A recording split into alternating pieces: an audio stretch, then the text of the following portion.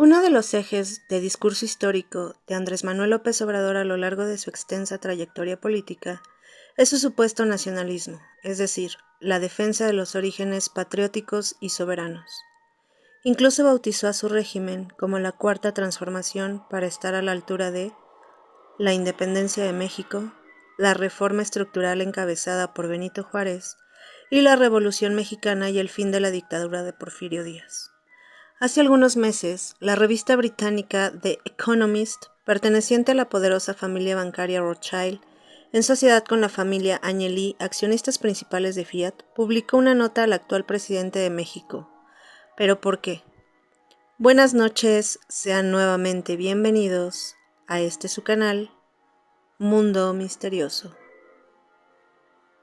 La portada de Economist se tituló El falso Mesías de México, calificando al presidente como un auténtico peligro para el sistema democrático. La nota recorre el discurso demagógico, es decir, de falsas promesas populares pero difíciles de cumplir del presidente. Discursos simples, pero efectivos. Señalaban también que Obrador recurre a la táctica de pedir el voto popular para solucionar conflictos, a sabiendas que su alta popularidad logrará que sus seguidores validen cualquier propuesta de su gobierno por descabellada que parezca. La nota también señaló que AMLO utiliza enormes sumas de dinero exprimido de los contribuyentes en proyectos que están fuera de época, como el Tren Maya y la delirante compra de refinerías sobrevaluadas, como la de Texas, en un momento crítico para la industria petrolera mundial. Curiosamente, este escándalo salió antes de las elecciones del 6 de julio, celebradas en México para cargos federales y locales de los 32 estados para la renovación de diputados. Lo que esta reconocida revista de élite financiera reprocha al presidente es cierto. Sin embargo, es nada comparado con lo que no dice sobre AMLO, lo que oculta deliberada y muy convenientemente, al igual que los grandes medios comunicativos de México y la larga lista de periodistas que tampoco dicen nada. Y estas omisiones empiezan desde que no dicen quién colocó a AMLO dónde está. Los Rothschild supuestamente critican a quien se ha convertido en uno de sus mayores socios. ¿Pero por qué decimos esto? El hijo del general Lázaro Cárdenas, Cuauhtémoc Cárdenas, se convirtió en el líder de la izquierda mexicana, al que años más tarde AMLO sucedería. Ambos son fundadores del partido actual gobernante, Morena. Si escuchamos los discursos de López Obrador, fácilmente nos imaginamos un gobierno hostil hacia el imperialismo estadounidense y a las grandes corporaciones extranjeras. De hecho, si analizamos sus diversas campañas, lo vemos como una persona sencilla y más cercana al pueblo. Y yo le hablé a Larry Fink, él es una buena persona, presidente del fondo de inversiones BlackRock. ¿De quién es el Financial Times y The Economist? Que son los portavoces del modelo neoliberal global. ¿Quiénes lo controlan? Es lo que hay que ver. ¿Quiénes están detrás? Pues nada menos que BlackRock. El mayor banco de inversiones del mundo. ¿Y quién es BlackRock? Son los Rothschild. Pero en su tercera y última campaña comprendió que para hacerse del poder por el que tanto peleó, tenía que cambiar la estrategia de sus antecesores y subordinarse aún más que ellos con la megaélite corporativa norteamericana y trazar alianzas con ellos. En 2019, AMLO viajó a Nueva York y comentó frente a las cámaras que iría a ofrecerle calma a los inversionistas extranjeros. Lo que realmente les ofreció fue la irregular reestructuración de la deuda de Pemex. Los problemas de Petróleos de México se agravaron en 2014, cuando comenzó una dramática caída de los precios del petróleo en el mercado global, agravada aún más por la estafa maestra de 128 empresas fantasma, a través de las cuales el gobierno de Enrique Peña Nieto desvió más de 400 millones de dólares. Esta reestructuración se la cedió a HSBC y a JP Morgan, el banco de la polémica familia Rothschild. Es decir, AMLO duplicó la deuda que Enrique había dejado con JP Morgan. Incluso varios economistas, entre ellos Rodolfo de la Torre García, le advirtió que el plan de salvación era demasiado costoso e insuficiente y que era imposible convertir a Pemex en un motor de crecimiento económico para México, tal y como hasta ahora Obrador sigue prometiendo. Con la reforma energética, a la que él mismo llama soberana, se impone una restricción a las inversiones privadas en el sector de hidrocarburos, que no solo condena el estancamiento y arruina progresivamente el sector petrolero. Es decir, los empresarios mexicanos privados ya no pueden invertir como antes en hidrocarburos, sino que esta es festejada por los Rockefeller, quienes suministran créditos a Pemex y quienes sí pudieron renovar sus contratos y licencias monopólicas para explotar petróleo mexicano en aguas profundas con la petrolera que aún les queda, Chevron, en el bloque 3 norte de cinturón plegado perdido en el Golfo de México. Un dato interesante es que los Rockefellers están retirando sus inversiones de petróleo a nivel mundial, pues como bien sabes, a nivel mundial los combustibles fósiles dejaron de ser tan redituables. En términos generales, esto quiere decir estatismo para los mexicanos, neoliberalismo para los extranjeros. Los Rockefeller, a través de la JP Morgan, asesoraron la billonaria compra de la refinería tejana Deer Park, con dinero de los impuestos de miles de mexicanos, una refinería que estaba al borde de la quiebra por las millonarias pérdidas de su ineficiencia. En 2020, los directivos de JP Morgan y Chevron celebraron esta generosa concesión en la cena que AMLO mantuvo junto a Susan Siegel, líder de American Society, corporativo estadounidense que interviene en la moldeación de políticas públicas en Latinoamérica, y 12 compañías estadounidenses que aumentaron sus ganancias en base a los impuestos y la deuda pública, es decir, negocios regulados proveedores del Estado que no aportan sino que roban a expensas de impuestos y comprometen a generaciones futuras. Algunas son Scotiabank, a quien el propio AMLO acusaba en años pasados de contribuir a la crisis de Pemex; Walmart, quien cuenta con inversiones de Bill Gates; Medtronic, MetLife, Citibanamex, Principal Financial Group, FedEx, entre otras. En esta discreta cena también participó la Fundación Rockefeller, quienes además de felicitar a AMLO, redoblaron su apuesta para su sucesión, quienes propusieron a una ex becaria de dicha fundación, quien recibió fondos, formación y salarios directa y públicamente, Claudia Sheinbaum. En este año, JP Morgan anunció el fin de su banca privada en México, transfiriendo sus clientes a BBVA francés, argumentando que las mismas políticas de AMLO están forzando a empresarios mexicanos, sus antiguos clientes, a migrar capitales fuera del país. Políticas que, como ya te comentamos, están haciendo ganar millones a los Rockefeller. Lo que tampoco dicen es que las tácticas favoritas de estos grandes monopolios es favorecer el socialismo, hiperregulación y quiebra de los competidores, pues es más rentable un gobierno que destruye la economía que si gestiona eficientemente, es decir, un mercado cautivo de 100 millones de pobres usurpados por el Estado y que el mismo Estado negocie con ellos, a una sociedad competitiva con nuevas empresas que les disputen consumidores, haciendo innovaciones, bajando precios, etc., ni que su banca especulativa seguirá invirtiendo pese a la peor caída económica del último año. Por otro lado, BlackRock, que es una empresa de gestión de inversiones estadounidense considerada la más grande del mundo, posee inversiones determinantes en 440 de las principales empresas a nivel mundial, además de ser el principal accionista de Microsoft, Google, Apple, Coca-Cola, Citibank, Bayer, McDonald's, entre otras, y quien su dueño, el judío Larry Fink, posee inversiones en 69 firmas mexicanas que operan en la bolsa de valores. Además de que sus negocios con AMLO, quien ha dicho abiertamente que es su amigo, lo ha convertido en uno de los principales inversores bursátiles de México. Durante las campañas presidenciales, Larry Fink se reunió con los candidatos, donde AMLO, el candidato más progresista, le prometió el litigio entre BlackRock y la Comisión Nacional para el Sistema del Ahorro de México. Recordemos que BlackRock había transgredido las normas que protegen a los pensionados mexicanos del abuso de sus administradores y desvió fondos de los pensionados al extranjero. Sin embargo, cuando AMLO obtuvo el cargo, esta investigación desapareció y BlackRock asumió estos fondos de ahorro. Pero Larry Fink no solo ha conservado y ampliado su privilegio en Pemex, quien solo con BlackRock duplicó su deuda.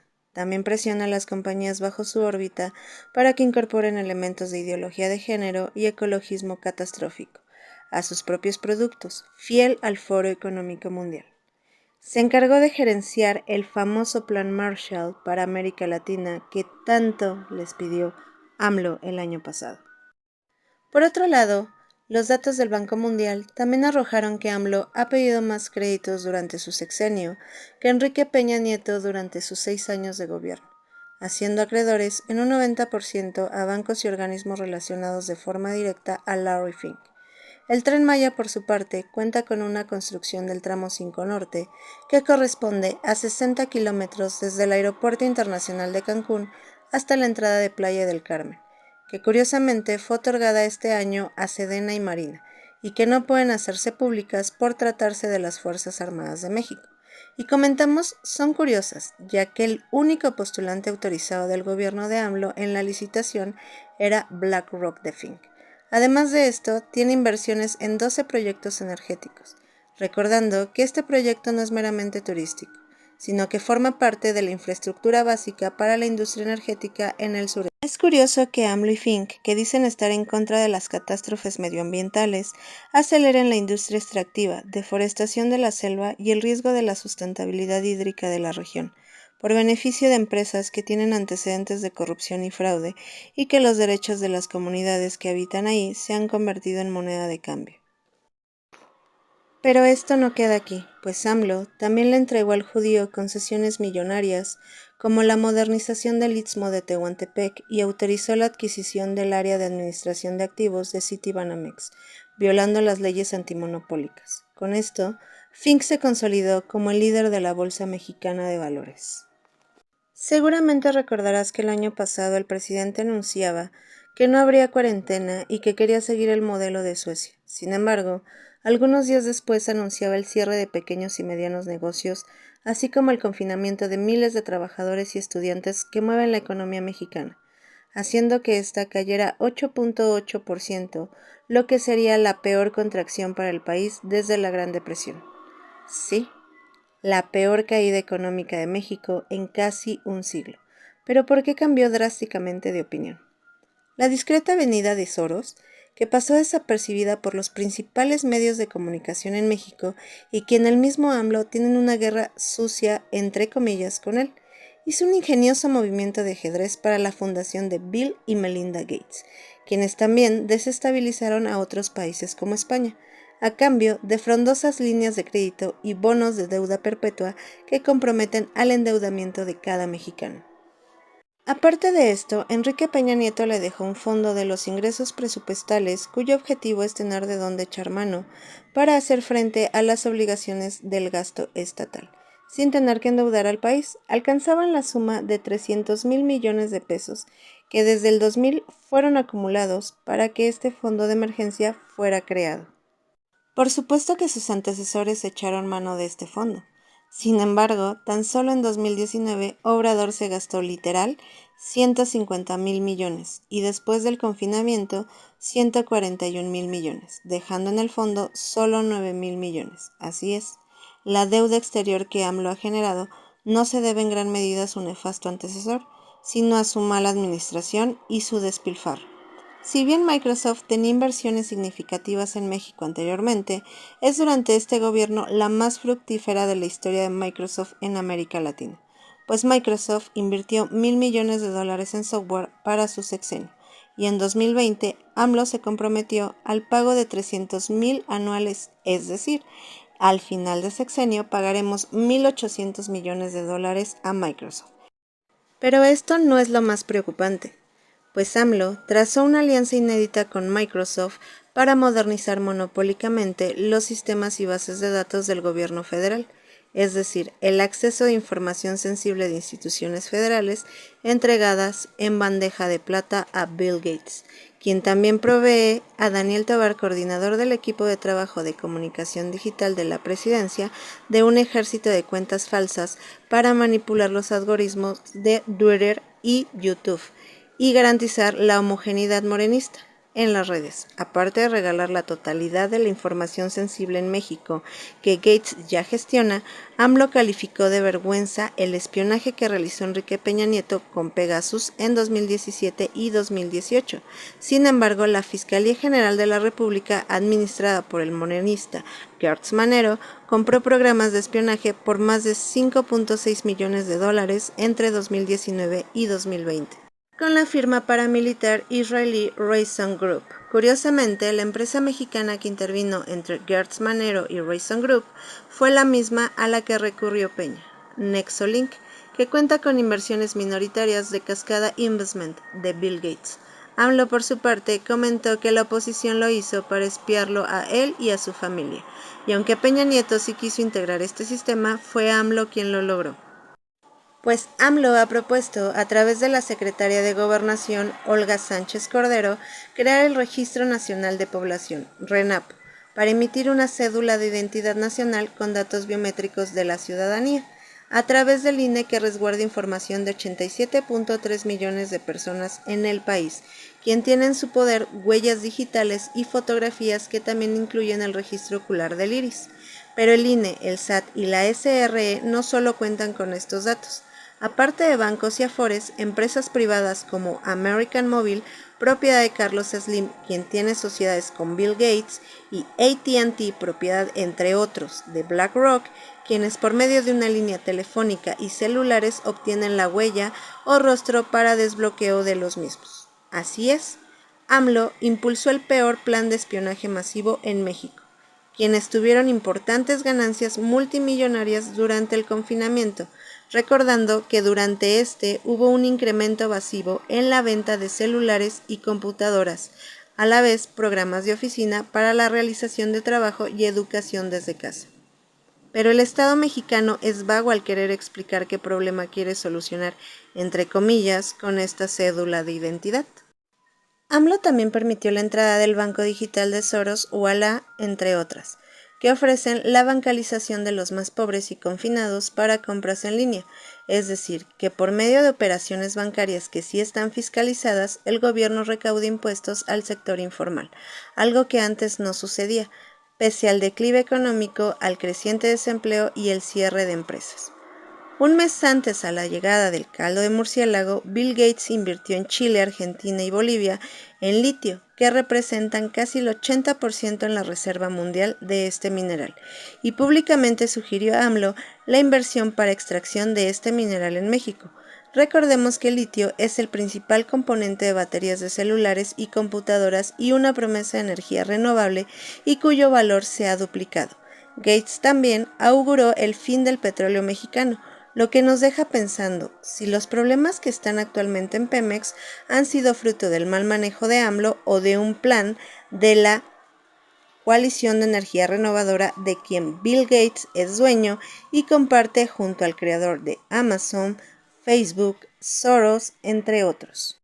Hace poco se habló de la llegada del partido considerado fascista español Vox, quien tuvo una reunión con el PAN en México, pero poco o nada se habla de los millonarios contratos de Héctor Díaz Polanco, investigador de Ciesas, quien será presidente de la mesa directiva del Congreso de Ciudad de México, con el partido español Podemos, aliado número 1 en España de Soros, de Pablo Iglesias, quien se garantiza importantes cobros de dinero directo de los contribuyentes mexicanos, y quien actualmente está bajo investigación en España por inyectar más de 300,000 euros a campañas de Morena en el pasado.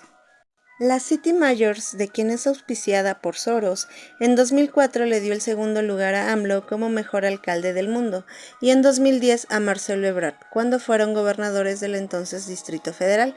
Entre las cosas que hicieron ganar a Ebrard destacan la aprobación de la ley del aborto en Ciudad de México y el ingreso de clínicas abortivas Planet Parenthood en la capital. El padre de Gates fue uno de los primeros presidentes de dicha firma. Jacob Polewski, exsecretaria general de Morena, y Olga Sánchez Cordero, por su parte, han estado en diversas exposiciones y seminarios financiados por la organización de Soros. Como podrás notar, AMLO cuenta con uno de los gobiernos y gabinetes más globalistas, financiados tanto por los Rockefeller, los Rothschild y Soros, lo que nos deja darnos cuenta de la increíble inteligencia con la que cuenta el actual presidente, quien ha sabido utilizar muy bien su popularidad, un fenómeno que en años recientes no se había dado con ningún otro político, recurriendo a su tan efectiva táctica de hacer sentir y pensar al pueblo mexicano que su voto y su opinión vale, a su increíble discurso de perseguir a los que han robado y saqueado al país a sabiendas de que él lo ha entregado a manos llenas, y su tan repetitiva guerra sucia por parte de opositores cuando se le cuestiona por la obviedad del neoliberalismo en su gestión.